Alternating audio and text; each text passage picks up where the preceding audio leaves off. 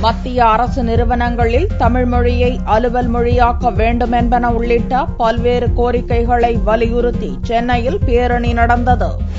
மத்திய அரசு நிறுவனங்களில் தமிழ் மொழியை அலுவல் மொழியாக்குவது, அனைத்து மாநில மொழிகளையும் இந்தியாவின் ஆட்சி மொழியாக்க வேண்டும் என்பன உள்ளிட்ட பல்வேறு கோரிக்கைகளை வலியுறுத்தி சென்னையில் தமிழர் முன்னேற்றக் கழகம், தமிழ் இளைஞர்கள் மற்றும் மாணவர்கள் கூட்டமைப்பு உள்ளிட்ட பல்வேறு அமைப்புகள் இணைந்து சென்னையில் சனிக்கிழமை அன்று பேரணி நடத்தினர். நம் மொழி நம் உரிமை என்கின்ற அந்த முழக்கத்தின் அடிப்படையில் நாங்கள் இழந்த உரிமைகள் அனைத்தையும் நாங்கள் கோருகிறோம். இந்தி எங்கும் எல்லா வகையிலும் திணிக்கப்படுகிறது. தமிழர்களுக்கு மட்டுமே இந்த அநீதி நடைபெறவில்லை.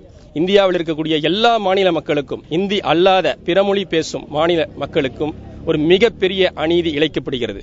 நாங்கள் கேட்பது மொழி சம உரிமை சட்டம். எல்லா மொழிகளுக்கும் சமமான உரிமை வழங்கப்பட வேண்டும். இந்திக்கு என்னென்ன உரிமைகள் இருக்கிறதோ அதே உரிமை எல்லா மொழிகளுக்கும் இருக்க வேண்டும். இந்தியை மட்டுமே அனைவரும் கற்க வேண்டும் என்கின்ற ஒரு நிர்பந்தத்தை இந்திய அரசு தமிழர்கள் மேல் செலுத்துகிறது.